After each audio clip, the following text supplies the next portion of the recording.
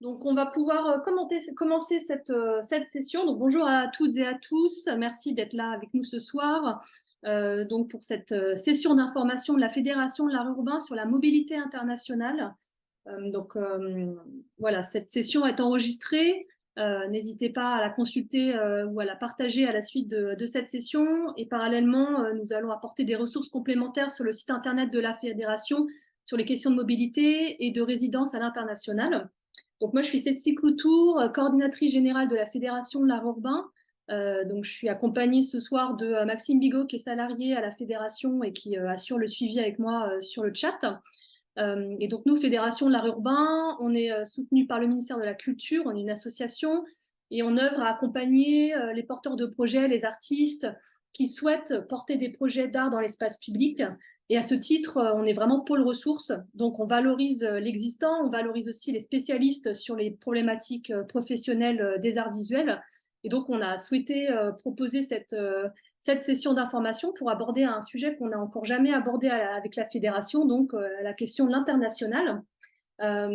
Pour vous dire deux mots, la question de la mobilité, dans l'art urbain, elle est antérieure bien sûr à cette session d'information. Il faut savoir que notamment dans le milieu du graffiti, l'enjeu de l'itinérance, du voyage fait vraiment partie de cette pratique. On a beaucoup de graffeurs qui ont utilisé le train à la fois pour se déplacer, mais aussi pour peindre directement de manière sauvage. Et à ce titre, je vous recommande une exposition qui avait eu lieu en avril 2021 à Rennes, au FRAC de Rennes, et qui s'appelait Partir un jour, et qui abordait cette notion de voyage vraiment très, très prégnante dans le milieu du graffiti. Donc, vous pouviez voir des parcours d'artistes et de graffeurs. Et parallèlement, on a organisé des tables rondes sur ce sujet qui abordent par exemple la question de l'interrail, des hobos. Et vous avez les replays qui sont disponibles sur le site internet de Teenage Kicks, qui est donc la Biennale d'art urbain qui a porté cette exposition à Rennes. Et donc, je vous encourage vraiment à consulter ces tables rondes qui étaient vraiment très, très intéressantes. Et parallèlement, il faut savoir que la question de la circulation dans l'art urbain, elle est très présente aussi à travers le numérique. Le flux de données a vraiment énormément inspiré ce mouvement qui est international, qui est mondialisé. Et de la même manière, je vous encourage à aller voir une exposition qui va ouvrir en décembre à Paris, au Grand Palais Immersif, et qui va présenter l'art urbain sous son aspect numérique et qui va montrer aussi comment les blogs, les réseaux sociaux ont influencé aussi les pratiques artistiques des graffeurs et des artistes urbains. Donc cette initiative d'aujourd'hui, elle est coportée avec On the Move, avec donc Marie Le Sceau que je salue à mes côtés, dans le cadre de Paris, qui est le parcours d'accompagnement et de réflexion sur l'international, qui est porté avec le ministère de la Culture et qui nous accompagne cette année pour réfléchir à une stratégie internationale, pour valoriser les échanges et les rencontres entre acteurs des arts visuels ou de la culture, donc en France et avec l'étranger. Et donc, cet accompagnement, il a été suivi cette année par moi-même et par Lorca, qui est membre du conseil d'administration de la fédération et qui est artiste et qui a été vraiment à nos côtés pour construire ce webinaire. Et donc, je remercie aussi qui suit avec nous cette rencontre d'aujourd'hui. Donc, on va tout d'abord laisser la parole à Marie qui va présenter sa structure et qui va nous parler vraiment de ce qu'est la mobilité internationale dans un premier temps. Et ensuite, eh bien, on pourra répondre aux questions des personnes qui suivent ce webinaire en ligne. Donc voilà, merci à Marie et je te laisse maintenant eh bien, la parole pour que dans un premier temps, tu puisses nous dire un petit peu ce qu'est la structure On the Move. Ok, merci beaucoup Cécile pour cette introduction qui est très claire et qui est aussi pleine d'informations, notamment sur des événements en lien avec cette question de la mobilité et vraiment au sein du secteur de l'art urbain et des graffitis et autres. Je vais présenter en deux mots On the Move et puis un petit peu les ressources dont on se fait le relais. Sur la question, alors On the Move est un réseau d'information sur la mobilité des artistes et des professionnels de la culture et notre mission principale depuis un peu plus de 20 ans, c'est de relayer des opportunités de financement de la mobilité à destination des artistes et des professionnels de la culture. Il y a 21 ans, quand On the Move a été créé au début comme un site internet avant de devenir un réseau. Enfin, à l'époque, je ne travaillais pas pour Randemove. Moi, j'ai rejoint il y a 11 ans.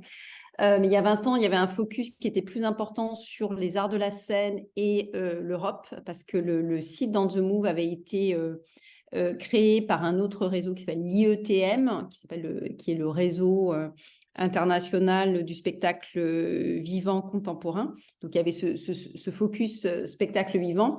Et puis, je dirais que maintenant, depuis une quinzaine d'années, voilà, en termes de relais d'information, on se focalise sur un grand nombre de disciplines, notamment les arts visuels, donc évidemment inclus, enfin, arts visuels, art de la scène, musique, et puis après, tout ce qui est éventuellement aussi art urbain, ou ce qu'on peut appeler aussi la création dans l'espace public. Enfin, et ce qui est aussi intéressant, c'est qu'on a de plus en plus d'appels qui se focalisent aussi sur différents types de disciplines. Donc, il y a plus des appels aussi avec une approche beaucoup plus pluridisciplinaire.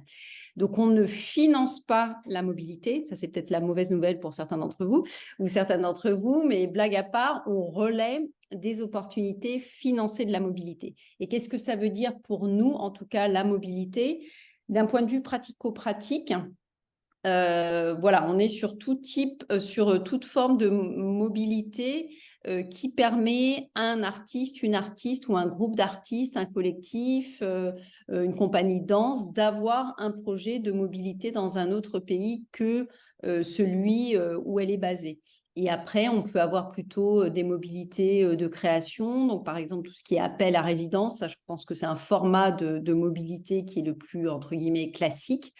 On a aussi tout ce qui est appel à participation dans des festivals, dans des salons ou des événements, par exemple.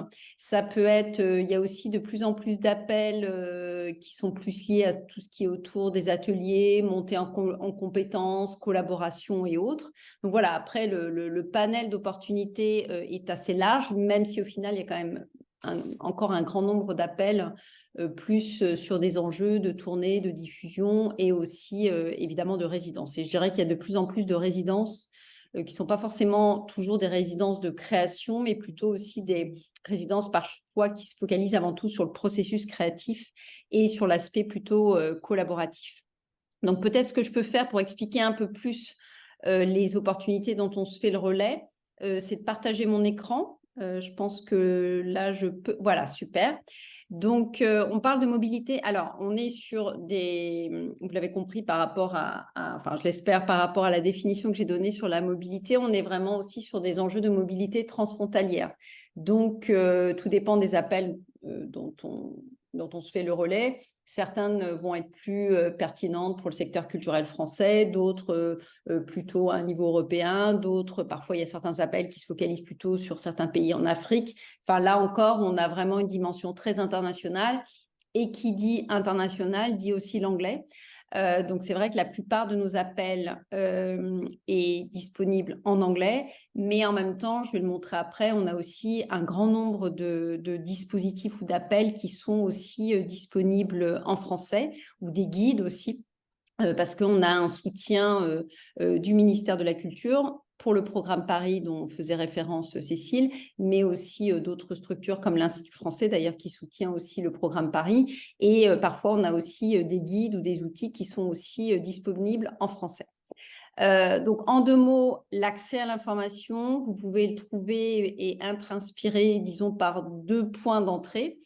Un premier point d'entrée, c'est tout ce qui est open call, donc tout ce qui est appel, des appels dont on ne sait pas forcément si ils vont être réguliers dans le temps. Parfois, c'est aussi des appels qui sont liés à des capitales européennes de la culture. Par exemple, chaque année, il y a 2 ou 3 villes en Europe qui deviennent capitales de la culture, européenne de la culture. Donc, parfois, il y a des appels pour des résidences qui sont liés à telle ou telle capitale qui aura lieu telle ou telle année. Donc là, c'est vraiment spécifique. Et on a aussi des appels qui font partie, alors je vais citer particulièrement celui-là, ça c'est un dispositif européen qui est beaucoup plus récent, qui s'appelle Culture Move Europe, donc c'est un dispositif de soutien à la mobilité où les arts urbains, les graffeurs et autres peuvent se positionner. Et ensuite, c'est assez simple en fait. À chaque fois que vous avez un appel, Vous avez une brève introduction de cet appel. Alors, ça fait vraiment partie de notre politique éditoriale de ne mettre que des appels où les frais de voyage sont au moins partiellement financés. On ne va pas mettre des appels pour des participations à des festivals, à des résidences où les artistes doivent payer ou où les frais de voyage ne sont pas couverts. On se focalise avant tout sur de la mobilité financée pour les artistes et les professionnels de la culture qui sont sélectionnés. Et ensuite, si vous êtes intéressé, eh bien, vous cliquez et ensuite, vous pouvez avoir plus d'informations. Donc ça, c'est vraiment le côté relais d'informations. Et donc, c'est qu'on peut utiliser, par exemple, quand voilà, on a un projet et on se dit, tiens, cet appel pour cette résidence ou pour ce fonds de mobilité correspond tout à fait à mon projet. Et après, on a une autre façon de chercher des financements. Enfin, bon, après, je schématise un peu, mais voilà, c'est aussi pour aider parce que parfois, on peut se sentir un peu submergé quand on arrive sur le site. On a ce qu'on appelle des guides de financement de la mobilité. Donc, c'est-à-dire que pour différentes parties du monde, notamment on a un focus fort aussi sur le continent africain, où là, l'un des derniers guides qu'on ait fait se focalise sur la région Méditerranée Sud. Donc là, on a ce qu'on appelle des guides de financement de la mobilité, qui sont des PDF que vous pouvez télécharger. Et là, par contre, on va référencer des dispositifs réguliers de la mobilité qui sont soit octroyés au niveau gouvernemental, au niveau des ministères, au niveau des collectivités territoriales, mais qui ont normalement cette régularité. Alors évidemment, bon là, il y a une liste assez importante de pays ou de zones géographiques couvertes. Alors, il y a deux choses que je souhaiterais mentionner ici, c'est que, enfin trois, c'est qu'il faut aussi des financements pour actualiser ces guides. Donc, certains guides sont un peu plus anciens que d'autres, mais en même temps, je ne sais pas si, par exemple, vous regardez le Japon, bon, il y a quand même des organisations, c'est un peu comme en France, l'Institut français est un peu l'organisation incontournable quand on parle d'échanges sur l'international. Pareil pour le Japon avec la Japan Foundation. Donc, ça vous permet quand même d'avoir un petit peu une cartographie d'organisations qui peuvent être éventuellement utiles pour vous. Deuxième point, les dispositifs d'aide à la mobilité. Enfin, il y a une grande inégalité d'accès à ces dispositifs. Il y a des pays comme la France, comme l'Allemagne, comme les pays nordiques en Europe, qui sont beaucoup mieux dotés en termes de dispositifs et en termes de soutien que, par exemple, quand vous allez plus vous plonger sur les aides à la mobilité sur le continent africain, par exemple. Donc, il y a vraiment cette... et ça fait partie, entre guillemets, du jeu, du montage d'un projet à l'international, de prendre aussi en compte les différences voilà, d'accès à ces opportunités de financement et de trouver d'autres financements quand ces pays ne sont pas forcément de grands pourvoyeurs d'aide à la mobilité.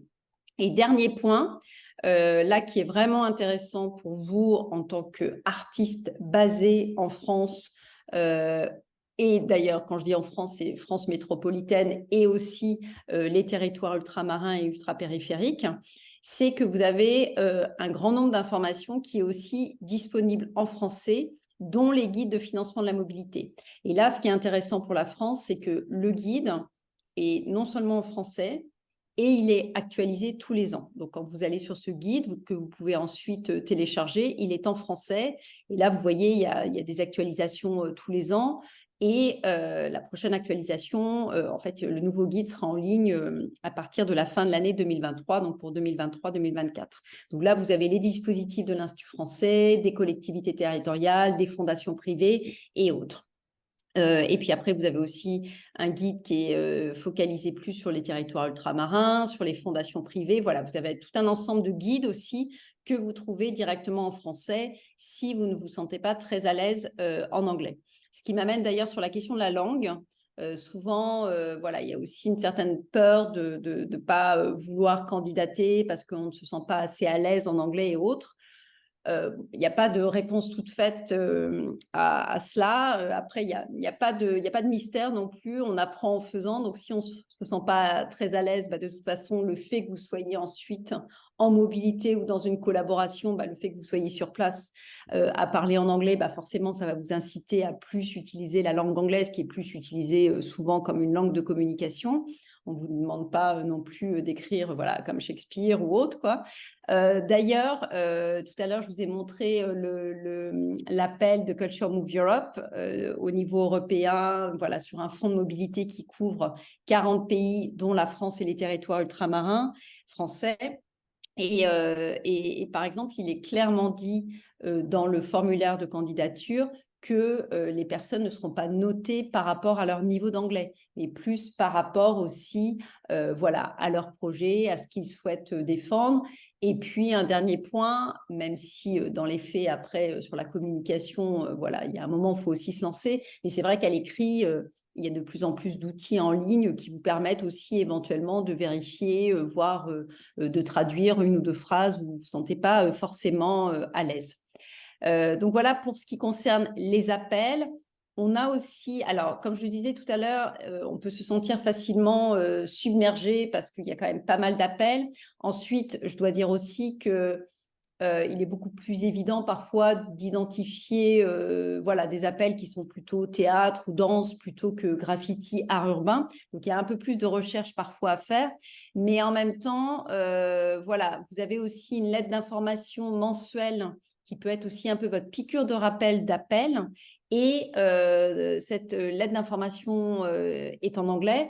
Et elle existe aussi en français, et en italien, en espagnol et en allemand.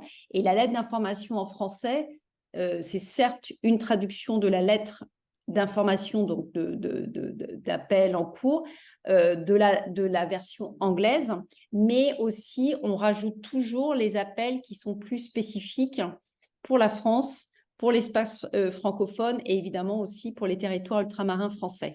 Donc, ça vous permet aussi d'avoir une veille un petit peu pointue, plus pointue, en lien avec la France ou la francophonie. Un dernier point que je voulais rappeler, peut-être sur la question de l'accès à l'information. C'est vrai que parfois, évidemment, ce qui est le plus demandé, c'est aussi cette question des financements qu'on peut trouver soit à un niveau local, national ou européen, international. Donc, il y a cet accès qui est possible via les open calls ou les guides. Mais il y a une chose aussi que je voulais rappeler, c'est toutes les questions, et je sais que c'est aussi une question qui intéresse beaucoup la Fédération de l'art urbain, c'est toutes les questions en fait qu'on déteste quand on travaille, c'est toutes les questions administratives et qui deviennent encore un peu plus complexes quand on est sur des projets à l'international. Alors, il y a aussi, donc c'est toutes les questions de contrat de travail, de questions de protection sociale, quand on est notamment au niveau européen, les questions éventuellement de double fiscalité, mais là, je pense que dans votre domaine, ça se pose différemment. Les questions de visa aussi. Tout à l'heure, je parlais de Culture Move Europe, éventuellement vous invitez une artiste graffeuse de Tunis, elle aura forcément besoin d'un visa, sauf si elle a déjà un visa Schengen de longue durée. Donc, il y aura des questions parfois épineuses sur ces questions.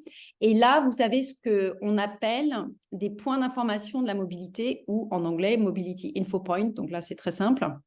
Donc, on en a... Bientôt, on en a un aussi en Autriche. Donc là, on est en train de revoir le site parce que justement, on est en train de faire un nouveau site, mais ça sera toujours le même lien.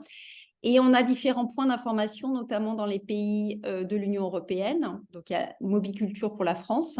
On a aussi un point d'information en Grande-Bretagne parce que, ces dernières années, il y a eu la Covid, mais il y a eu aussi le Brexit. Et le Brexit pose énormément de questions et de nouvelles complications administratives, tant pour aller en Grande-Bretagne que pour venir de Grande-Bretagne pour faire, pour faire une collaboration en France. Donc, on a aussi un point d'information de la mobilité, donc c'est des organisations et des personnes sur place qui travaillent sur ces points, et on en a un aussi aux États-Unis.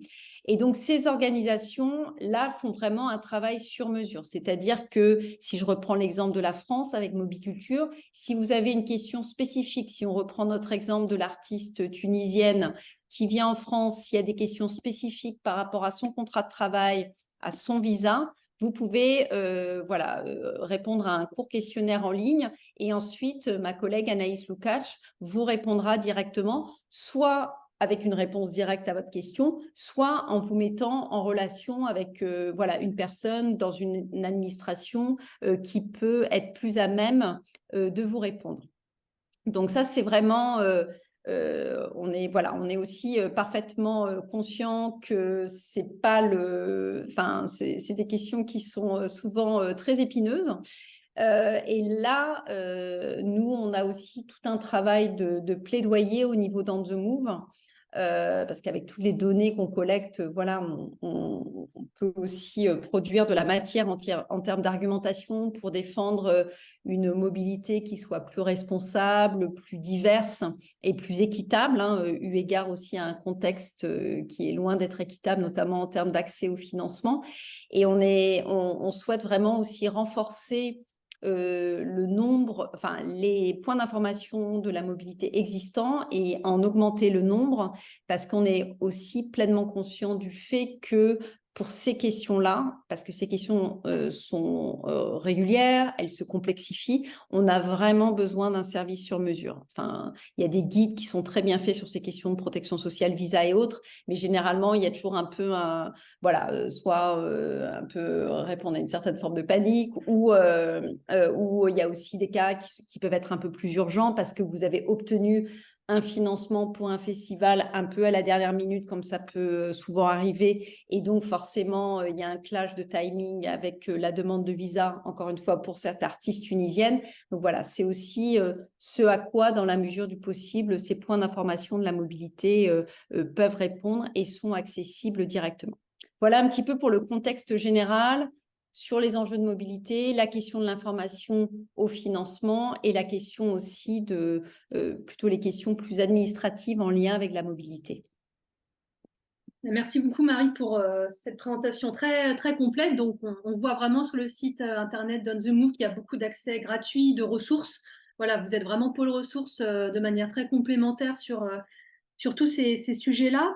Moi, j'avais juste une question vraiment très, très générale, parce que tu évoques beaucoup l'Institut français.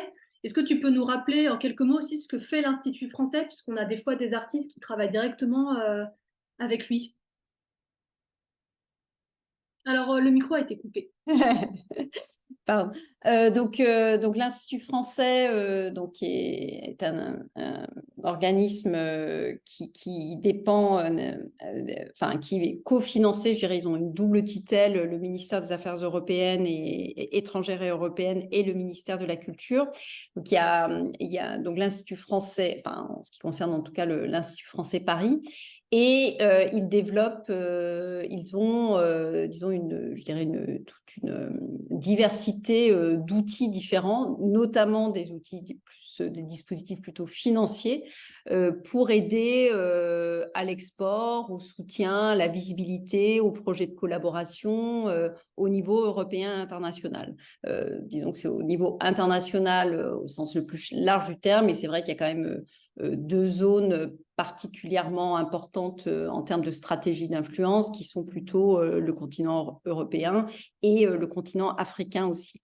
Donc justement, dans le guide des financements de la mobilité dont je parlais, c'est vrai que les dispositifs de l'Institut français sont particulièrement mis en avant, que ça soit au niveau des dispositifs type IF Export, donc qui est d'ailleurs en cours et qui est un dispositif régulier qui a d'ailleurs été mis en place les premières fois pendant le temps de la Covid aussi. Au départ, ça s'appelait même IF Relance, et donc maintenant, ça s'appelle IF Export, où voilà, les structures, les compagnies, les artistes peuvent aussi proposer des projets plus sur des stratégies de tournée, de diffusion, de collaboration et autres.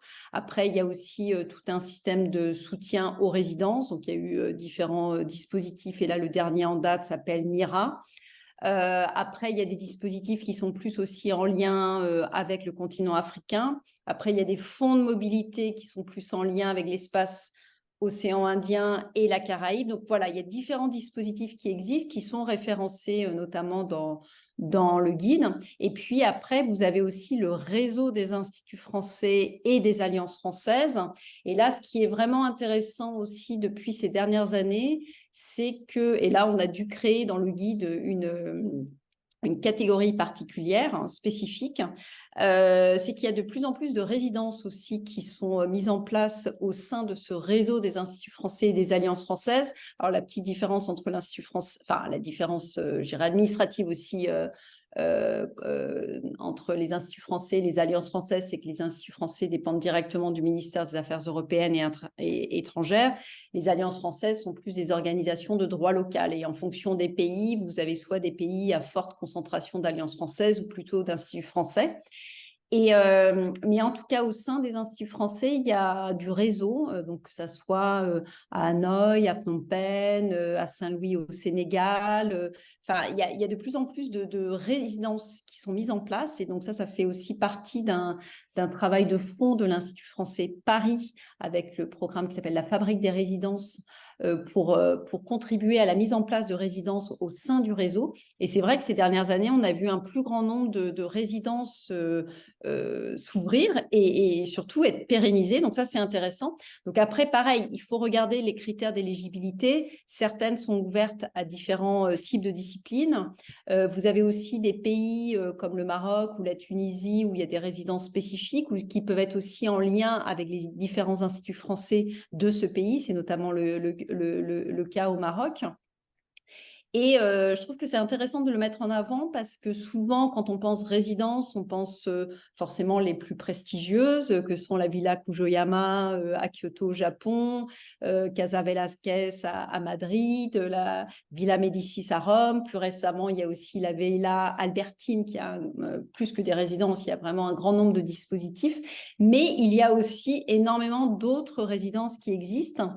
Et donc, c'est intéressant aussi pareil, d'activer sa veille. Et c'est ce qu'on essaye aussi. Évidemment, on travaille aussi beaucoup en relation avec l'Institut français pour relayer des appels qui peuvent être aussi pertinents pour le secteur. Et un certain nombre de ces résidences travaillent aussi... Enfin, ça, c'est de manière générale. Je dirais que ce n'est pas que pour l'Institut français. C'est vrai qu'on voit aussi un plus grand nombre de résidences vraiment qui... souhaite aussi que ces résidences ne soient pas hors sol, soient vraiment connectées. Et ça, je pense que c'est très important pour l'art urbain, voilà, que ça soit connecté à un contexte, que ça soit connecté à une communauté d'artistes locaux et que ça ne soit pas pour forcément mener un projet hors sol et qui soit complètement disconnecté du contexte dans lequel ce projet est développé. Et ça, je pense que ça fait aussi partie de l'ADN de l'art urbain et du graffiti en particulier. Donc c'est vrai que merci pour ces précisions. Nous, on encourage beaucoup les artistes urbains à postuler parce qu'on estime aussi que ce croisement d'artistes et de disciplines permet aussi un enrichissement. Voilà, nous, à urbain, on a certes des spécificités contextuelles, d'instituts et de rue, mais on constate aussi que les collaborations entre artistes contemporains ou étrangers et artistes urbains permettent d'apporter aussi beaucoup d'enrichissement et de nouvelles idées qui permettent aux artistes urbains un peu de sortir peut-être de leur zone de confort et d'aller voir aussi assis ailleurs ce qu'il se passe. En complément de toutes ces ressources, sur le site de la Fédération de l'art urbain, on a recensé une liste d'événements en France et à l'international. Alors, elle n'est pas encore actualisée, mais c'est un gros travail qui a été mené depuis plusieurs années. Vous retrouvez en fait une liste de festivals en Europe et à l'international qui, certes, ne sont pas forcément des appels à résidence ou à projet, mais qui permettent aux artistes de pouvoir voir ce qu'il se passe ailleurs, voire de contacter directement les porteurs de projets. Donc, n'hésitez pas à aller voir ça de manière complémentaire. Et donc, moi, j'avais une question très pratico-pratique. Quand on veut postuler finalement un appel à projet à résidence, quels sont finalement comment est-ce qu'on les repère et quels sont les critères un peu de sélection? Quels sont les conseils que tu pourrais donner aux artistes urbains quand ils postulent pour une mobilité internationale? Alors, il n'y a pas Enfin, si, il peut y avoir éventuellement une liste de conseils clés, mais bon, après, comme il y a une phrase en anglais qui dit le diable est dans les détails. Donc, il y a toujours un petit peu des points de détail qui sont importants. Déjà, je pense que, en lien avec ce que tu disais, Cécile, je pense que c'est important de revenir aussi sur ses motivations. Enfin, pourquoi on souhaite développer un projet ou aller dans tel ou tel pays. Alors, ça peut être lié à différentes raisons, à une rencontre ou parce qu'on a vu justement quelqu'un, enfin, un ou une artiste est allé sur le site et a découvert une scène particulière dans tel ou tel pays, ou ça peut être lié à un reportage qu'on a vu. Enfin, il faut qu'il y ait aussi cette motivation voilà, de savoir pourquoi. Très souvent, c'est aussi lié à une rencontre avec tel ou tel artiste de tel ou tel pays, ou alors une rencontre par un autre ou une autre collègue artiste. Après, sur la question des conseils pour répondre à des appels, donc soit justement on a cette idée en tête et on se dit tiens, je vais prendre l'exemple de l'Indonésie parce que c'est là où j'ai travaillé avant justement, il y a quelques années, j'ai dirigé un centre culturel français à Yogyakarta en Indonésie et la scène graffiti est énorme. Enfin, c'est assez énorme. Donc, généralement, Yogyakarta, l'Indonésie peut être connue plutôt pour ses arts traditionnels. Certes, ils sont très importants, mais il y a aussi une scène hip-hop et graffiti très importante. Donc, voilà, cette scène intéresse et pourquoi. Donc après, c'est plus de faire un petit peu un travail de veille sur ce qui peut exister et sinon de trouver des financements spécifiques.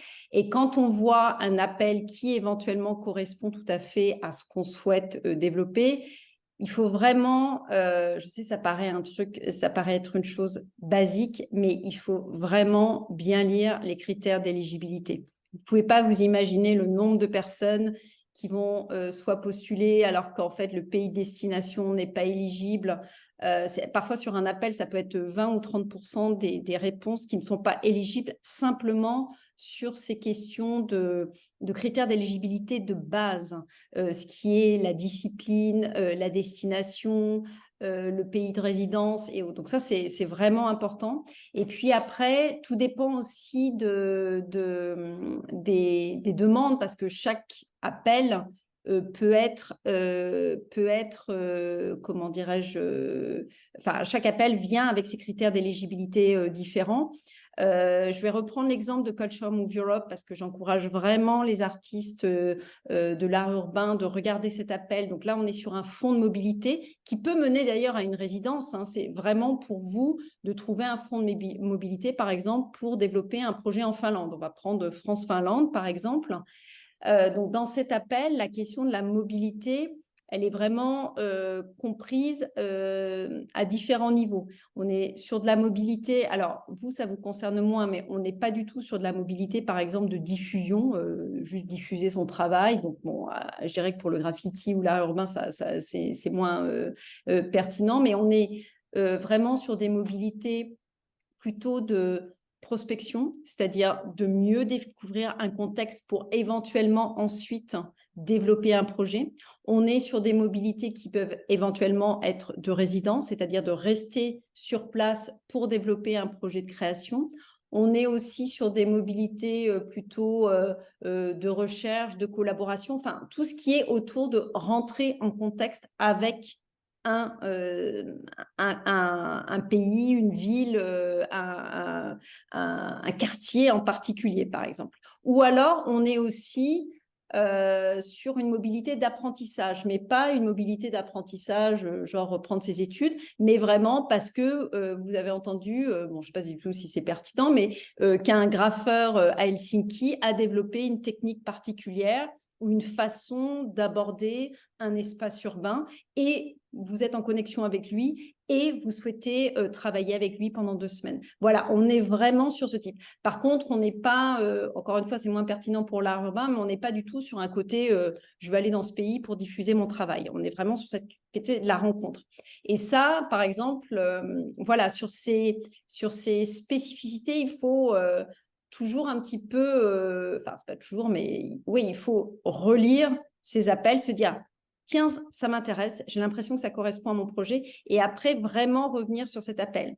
Après, ce qui peut être intéressant aussi en termes de conseils, c'est peut-être, notamment sur des appels à résidence qui sont, disons, assez réguliers, c'est de voir aussi qui a été sélectionné, et notamment dans le domaine qui vous concerne. Parce qu'éventuellement, vous connaîtrez quelqu'un qui a été sélectionné ou quelqu'un qui connaît quelqu'un qui a été sélectionné. Ça, c'est toujours aussi intéressant parce que vous pouvez aussi échanger. Alors, éventuellement, entre-temps, attention, les critères ont peut-être évolué, mais en même temps, ça vous permet aussi d'avoir une conversation sur cet appel et de voir aussi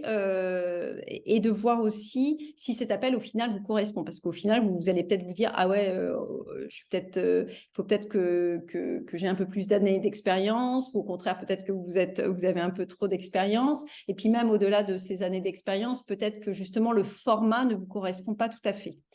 Et puis un dernier point, c'est aussi bien regarder alors, la temporalité, quand est-ce qu'il faut répondre, et puis surtout, quand est-ce que la résidence, la mobilité peut avoir lieu, parce que parfois, il y a des clashs aussi par rapport à votre timing, parfois, il y a des clashs aussi par rapport voilà, à votre vie personnelle, enfin voilà, en termes de quand est-ce que ça se passe, si c'est je sais pas, en période scolaire, enfin, il y a plein de choses qui sont à prendre aussi en considération si vous êtes sélectionné, parce que certains appels peuvent avoir une certaine flexibilité sur le timing de la mobilité.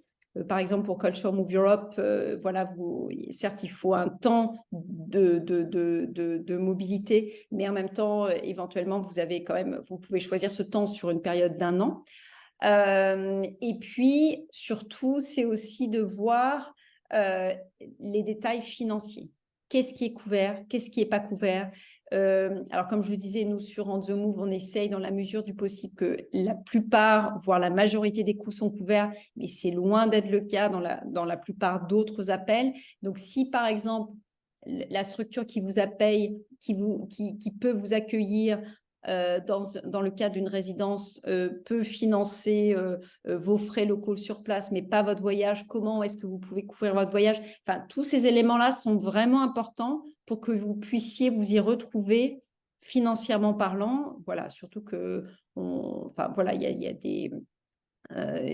parce qu'il ne suffirait pas non plus de s'engager trop financièrement dans un appel, même si cette résidence ou cette opportunité vous paraît extraordinaire. C'est vraiment de bien regarder, et éventuellement, de plus en plus d'organisations, comme Culture Move Europe, organisent, ou les appels pour les résidences, organisent des temps d'infosession.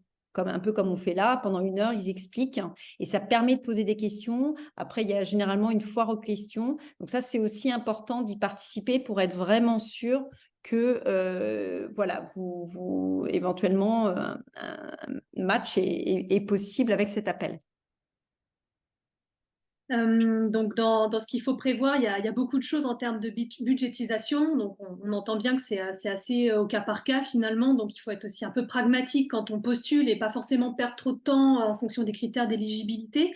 Sur cette question du déplacement, moi, j'avais une question par rapport à la question écologique. C'est-à-dire que là, on parle de mobilité en France et à l'international. Alors, le système ferroviaire en Europe est plutôt correct, mais voilà, comment finalement on aborde ces sujets et ces enjeux à l'aube du réchauffement climatique actuel par rapport à des appels à projets, notamment hors Europe.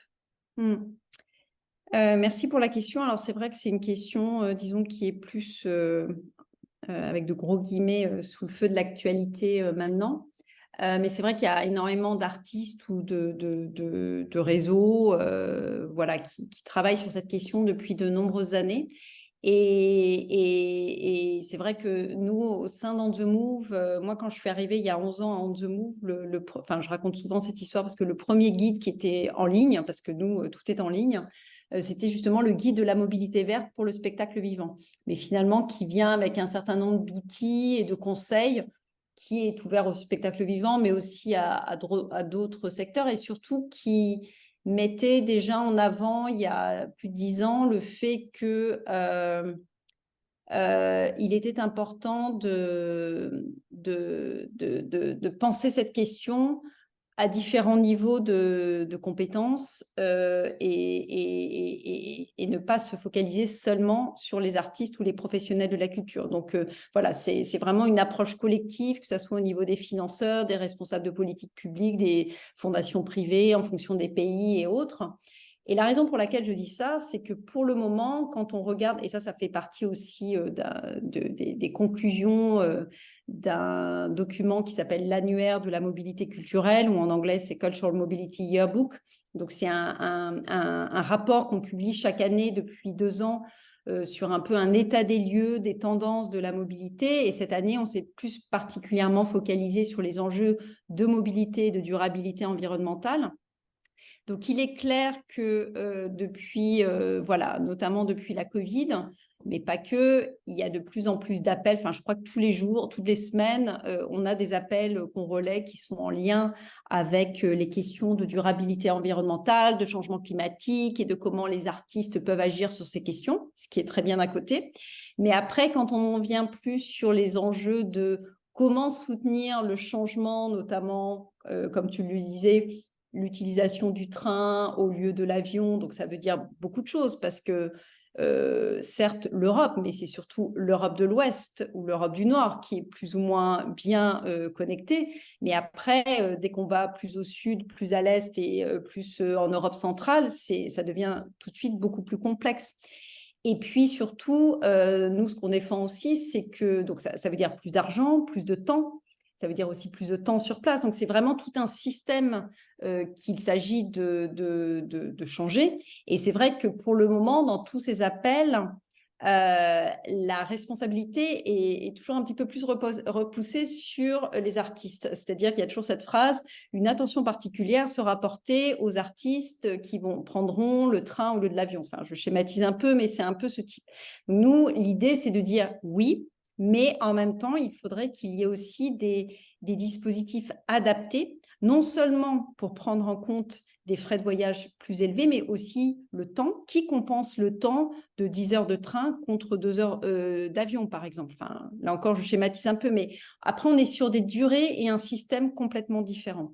Donc, il y a des expérimentations qui commencent, il y a des résidences, notamment, on a un guide qu'on a actualisé il y a quelques années qui s'appelle Green Art Lab Alliance, où on avait mis en avant un certain nombre de résidences, notamment en Finlande, qui développent des durées de résidence adaptées en fonction de là où viennent les artistes et les professionnels de la culture, donc notamment ceux qui viendraient d'Australie, ils auraient des temps de résidence aussi beaucoup plus longs. Donc ça veut dire aussi un investissement plus long.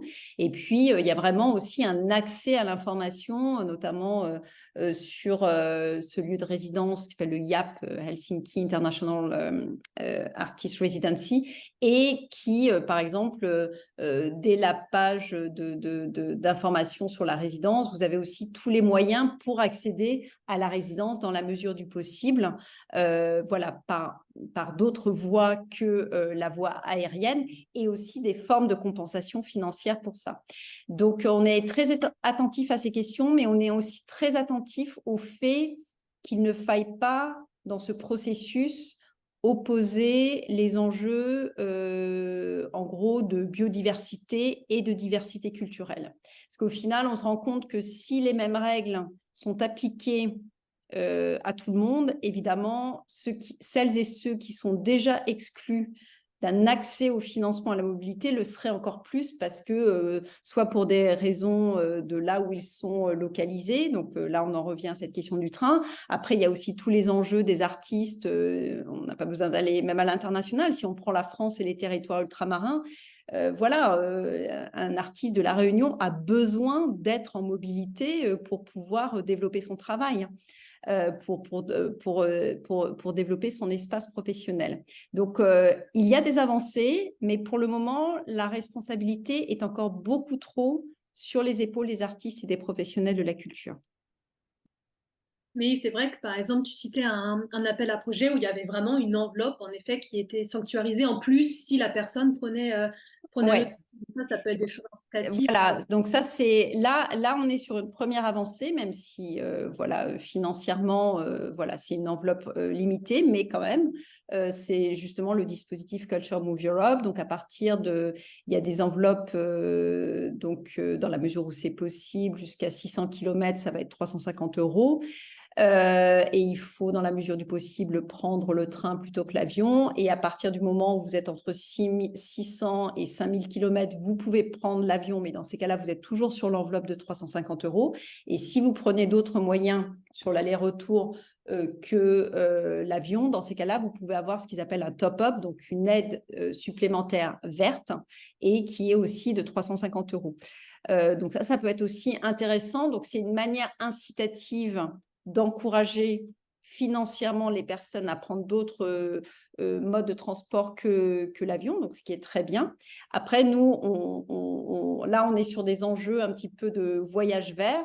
Nous, on est plus aussi sur les enjeux vraiment de mobilité verte au sens très large du terme. Donc, comment aussi compenser les temps beaucoup plus longs au-delà du prix de voyage, et puis aussi des durées plus longues sur place pour vraiment optimiser ces temps de mobilité. Mais en effet, on commence à voir, comme ces exemples en Finlande, comme Culture Move Europe et autres, mais il y a tout un travail de plaidoyer à faire pour que, voilà, déjà les dispositifs, parfois voilà, certaines enveloppes vont plutôt à la baisse. Donc voilà, c'est aussi de faire attention, et notamment de faire attention au fait que les artistes et les professionnels de la culture les plus éloignés des centres culturels, connectés et autres, notamment on parle beaucoup, alors je pense que peut-être la question de l'art urbain dans un contexte moins urbain peut aussi se poser.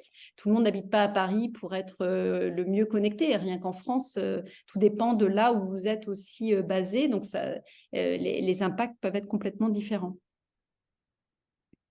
Mais c'est déjà super important finalement de l'évoquer et de voir qu'il y a une évolution dans la mesure du possible. Ça, c'est vrai que nous, fédération, là, on commence vraiment à s'intéresser à ces questions-là, à recenser aussi les structures qui sont responsables sur le plan écologique. Voilà, ça fera aussi partie des ressources qu'on commencera à mettre en avant. Donc, d'où ma question aussi aujourd'hui. Mais merci beaucoup, Marie. C'était vraiment très, très complet. Donc, on est dans les temps, on avait à peu près minuté comme ça ce temps de présentation très général sur la mobilité internationale. Donc voilà, je ne sais pas si parmi les personnes qui écoutent, il y a des questions complémentaires à poser à Marie, comme on en profite, comme elle est là, notamment pour la personne de l'association Nature Humaine. Je ne sais pas si vous aviez des attentes spécifiques.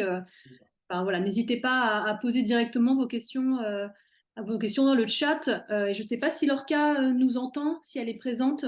Comme elle est en festival, c'est pas forcément évident pour elle de nous Oui, suivre. je suis là, je vous entends. Voilà, est-ce que tu voulais un petit peu compléter ou apporter une question supplémentaire à Marie? Non, mais je pense que dans l'idée, tout me paraît très clair et je pense que oui, c'est maintenant aux artistes urbains ou aux gens, enfin, personnes qui contribuent à ce secteur de s'approprier aussi un peu plus les appels à projets, quoi, et de dédramatiser un petit peu on va dire la peur administrative du dossier, quoi. Donc là, je pense que justement, aujourd'hui, on a bien vu que finalement, ces appels sont accessibles à tous et que quand on parle d'art visuel ou de pratiques plastiques, bah, finalement, les arts de rue sont totalement concernés, quoi, pleinement concernés, quoi. Donc, j'aurais pas de questions, on va dire, supplémentaires. Tout m'a paru clair. C'est vrai que nous, on relaie certains appels à projets, on ne le fait pas systématiquement, mais voilà, faut pas hésiter aussi à suivre nos actualités, parce on les relaie, on va relayer celui de Culture Moves Europe, pardon. On va en faire le relais, donc faut pas hésiter aussi à suivre nos actualités et à voir que c'est possible. On avait fait de manière complémentaire une session d'information pour répondre à un appel à projet. Donc voilà, c'est aussi une aide pour les artistes ou pour les accompagnants de voir comment on présente bien son portfolio, qu'est-ce qu'on met vraiment en avant, pourquoi on y postule, c'est vraiment ce que disait Marie. Ça nous semble être vraiment des bonnes stratégies et on voit que ça fonctionne. Par exemple, voilà, Lek et Sowat ont été les premiers artistes urbains à aller à la Villa Médicis. Et pour nous, c'était très intéressant à constater parce qu'ils ont apporté d'autres pratiques dans la villa. Et puis à la suite de leur résidence, il y a d'autres artistes qui ont suivi. Donc pour nous, c'est important en termes de reconnaissance artistique que les artistes urbains puissent prétendre et se sentent à même de pouvoir prétendre à des appels qui vont au-delà aussi des questions de street art et de graffiti. Je pense que c'est vraiment important. Bah, écoutez, s'il n'y a pas d'autres questions, je pense on peut finir sur ces notes positives d'encouragement pour toutes et Ouais. tous. Peut-être Marie, tu veux compléter? Non, je voulais juste rebondir sur ce que disait Lorca. Je suis vraiment d'accord avec le fait euh, de dédramatiser les processus de candidature. Après, je ne minimise pas le temps qu'il faut. Après, c'est vrai que sur les appels mobilité, on n'est pas sur des, je sais pas, sur des gros projets de coproduction. C'est pareil, on a pas mal mentionné Culture Move Europe. On est vraiment sur une aide à la mobilité. On n'est pas sur un appel à collaboration, coopération européenne, voilà, où là, il y a une machine administrative derrière. Donc, c'est vrai qu'il y a un côté de euh, parfois les personnes ne se sentent pas légitimes par rapport à des questions linguistiques, par rapport à des enjeux de discipline, de reconnaissance de discipline, par rapport à des enjeux de reconnaissance, voilà, parce que je suis plus émergent qu'un tel ou une telle qui a plus d'expérience. Et comme on le disait, ça aide de voir aussi, d'avoir justement des liens et des discussions avec des personnes qui ont fait partie de projets ou qui ont répondu à des appels ou tout simplement qui ont eu des expériences de mobilité qu'ils ont un petit peu parfois financées directement. Et je pense que ça aide aussi à diversifier ce pool de personnes et d'artistes qui peuvent bénéficier de ces échanges. Et dans le contexte dans lequel on est, certes, notre impact environnemental est important, mais on a vraiment besoin de cette ouverture, de cet échange. Et d'ailleurs, qui ne doit pas forcément être vu que sur le côté France internationale. Pour reprendre Culture Move Europe, c'est aussi éventuellement pour inviter un graffeur de Grèce ou cette graffeuse de Tunisie, par exemple. Donc, cette question d'échange et de réciprocité et d'ouverture, elle est aussi importante dans ces enjeux et dans cette définition de la mobilité. Voilà, en tout cas, merci beaucoup. Et en tout cas, nous, on est ravis de collaborer cette année et puis pour les années à venir avec la Fédération de l'art urbain. Oui, merci. C'est vrai que c'était une belle année qui va se conclure prochainement avec une restitution de tous nos travaux. On était plusieurs structures accompagnées cette année et j'imagine que Paris sera renouvelé tous les ans avec Voilà, ouais, différentes structures chaque année, ouais, avec le soutien toujours du ministère de la Culture et de l'Institut français, ouais, exactement. Écoutez, merci à toutes et à tous. Merci à Marie pour cette présentation extrêmement claire. Donc, on en fera un replay et on viendra abonder vraiment avec des liens. L'idée, c'est voilà, de vous encourager à relayer toutes ces informations-là et puis à regarder aussi tous les guides qu'il y a sur le site qui a l'air très, très fourni. Donc, très complémentaire du site de la Fédération. Merci à toutes et à tous. Et puis, écoutez, je crois que ce sera la dernière session d'information de cette année, mais on en proposera d'autres sur 2024, sur d'autres thématiques d'accompagnement professionnel. Donc, voilà, n'hésitez pas à rester alerte sur ce que l'on propose. Merci à toutes et à tous.